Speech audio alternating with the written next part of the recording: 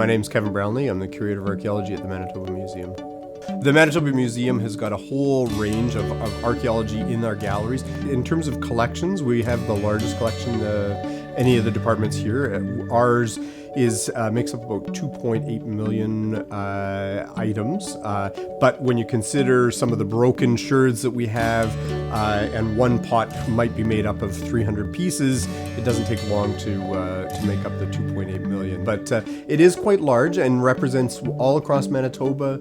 Some of the things that we have a lot of are clay pots. Pottery in Manitoba has gone back about 2,500 years. They break and we find them in pieces at sites and are actually very indicative of time periods and cultural group that they were made by. And you also get a very personal touch on it as well. Sometimes we'll actually see the fingerprints of the woman who actually produced the pot, which it really sort of brings this alive that this is produced by people long ago and is really a key indicator on who was actually there, who was producing this material. And so we've got harpoons that are going back 4,000 years old, some that are a couple of thousand years old, so fishing equipment and how they were sort of accessing the resources of the time. We've been doing some work on quarries where people were actually digging out stone to make their tools, going back about 6,500 years ago in northern Manitoba. Some of the first peoples to arrive into northern Manitoba about 8,000 years ago were using some of these quarries, and we're now doing testing to find out where